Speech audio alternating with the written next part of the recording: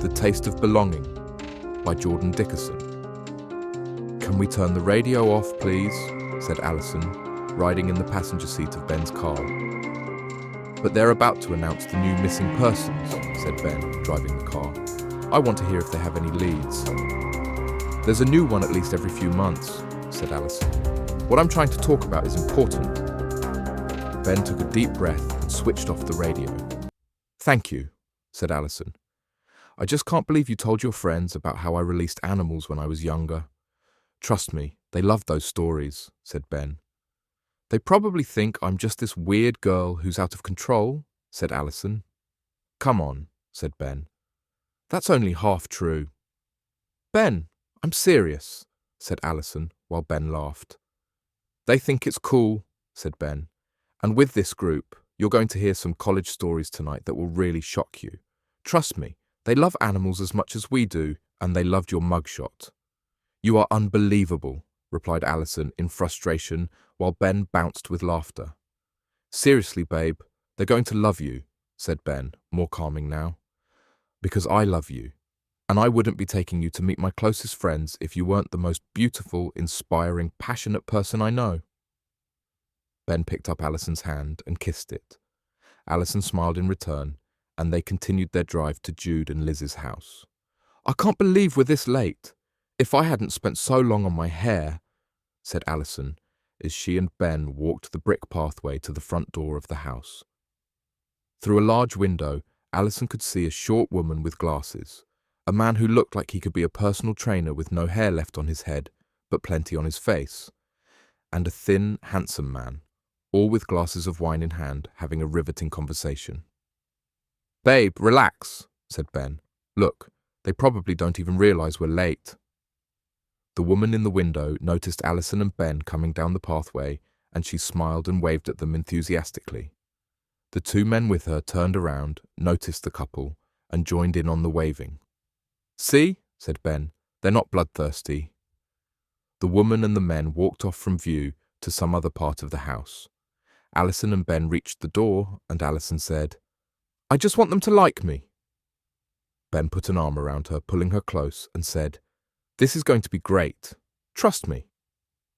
Ben turned the doorknob, but the door was locked, so he knocked. Laughter could be heard from the other side of the door, and a playful voice from one of the guys on the other side said, "This is a secret party. I'm going to need the secret password before I can let you in." "You're an asshole," said Ben. "That's the password. Now let us in." The door opened, and the short woman with glasses was standing there with a welcoming smile.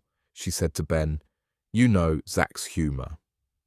The woman turned to Alison and said, "Hi, I'm Liz, and you must be Alison. It's great to finally meet you. I've heard such good things."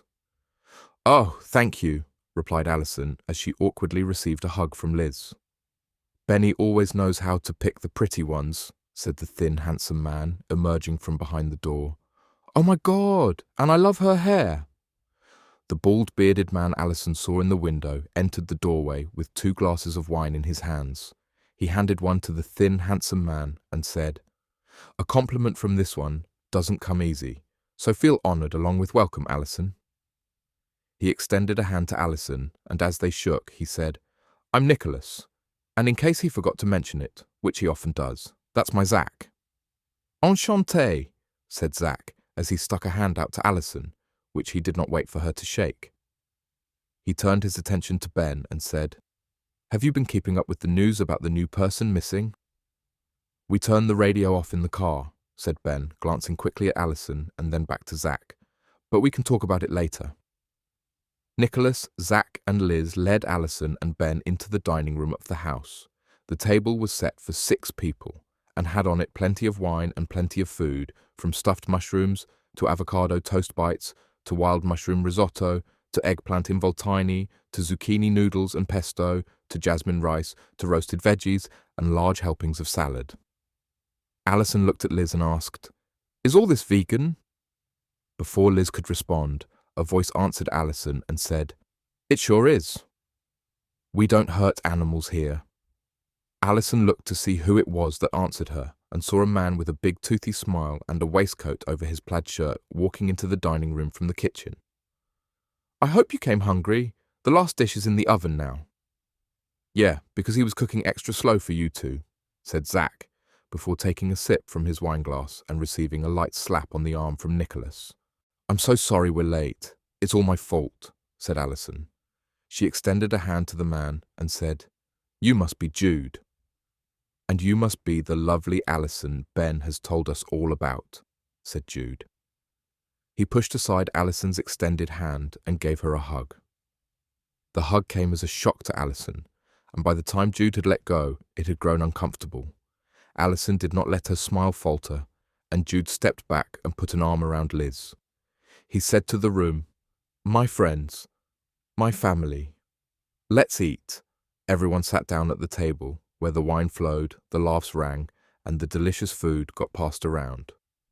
Alison enjoyed the wild mushroom risotto the most and found that her anxious politeness had turned into genuine enjoyment. As her laughter from one of Zach's jokes began to settle, a smell caught her nose. Is it just me, or does it smell like meat cooking? Asked Alison.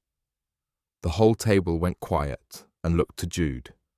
Jude looked at his watch and said, Alison, you are a lifesaver.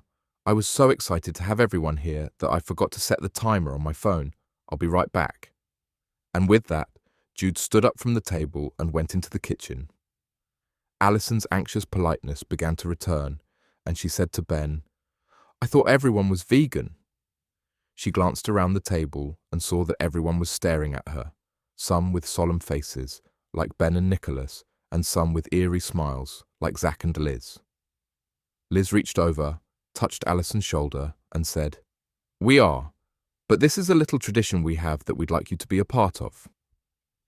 Ben took Alison's hand in his and said, It's okay, babe. This is what tonight's all about. Eating meat? Asked Alison. I don't mind if you guys have some.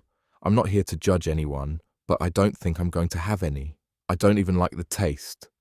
We don't eat it for pleasure, said Jude, walking back into the dining room, carrying a large plate with a slab of meat on it. Liz took some dishes off of the table to make room. Ben squeezed Alison's hand and said, Come on, just try it.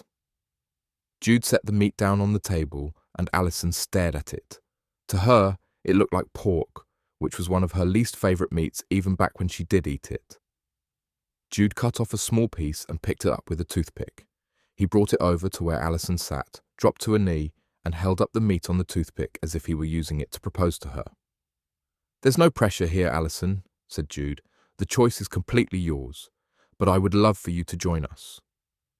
Alison stared at the small piece of meat, and Jude moved it slightly closer to her. Slowly, Alison reached out and took the toothpick from Jude's hand. She looked around the table, and everyone was completely focused on her. Alison held the toothpick in front of her, staring at the meat, and before she could think about it a moment longer, she lunged forward and bit the meat off the toothpick. Jude stood up from the floor, and everyone cheered as Alison uncomfortably chewed on the meat in her mouth. To her surprise, it tasted much better than she had expected. Once she swallowed, Jude put a hand on her shoulder and said with a smile, You're one of us now. I knew you could do it. Alison felt Ben squeeze her hand, so she turned to him and he said, You did great, babe, before kissing her. Thank you, replied Alison. She looked around the table and said, All this for a little piece of meat. It's about what eating the meat stands for, said Jude. He began to walk around the table slowly while keeping his focus on Alison as he continued on to say, Ben told us about the group you organized in college, all of those innocent animal lives you saved. When I heard that, I knew you were one of us. You just hadn't taken that extra step yet. To be honest, I'm a little embarrassed, said Alison. I was kind of wild back in those days, and I had this boyfriend that got me mixed up in some things I shouldn't have been mixed up in. But I shouldn't blame him. I just felt so strongly about the cruelty those animals were going through. I still do. Now I feel worse about eating the meat. I'm such a hypocrite. She thought about what she had just said for a moment and uttered, But I don't mean... Jude interrupted her and said in a calm yet upbeat voice, My dear Alison, like I said, you are one of us. When we met in college, we all felt exactly as you did. We just decided to go about it in a different way. One night, and I must admit I was a little drunk at the time, the idea hit me. The meat eaters, the exploiters, they need to pay for their crimes against the world. But how? By making them feel what the animals felt throughout human history. By making them feel like livestock that could get plucked up at any moment and have a one-way ticket to the slaughter. Once a season, my dear friends and I take a meat eater from its natural habitat, keep it in a cold, dark stall, fatten it up with crap food to eat, and serve it up for our selfish enjoyment. So tell us, Alison, what did you think of the meat? Alison looked around the table at all the eyes on her. The last person her eyes landed on was Ben, who stared back without emotion. Alison looked to Jude and said, "It was delicious. Can I have some more?"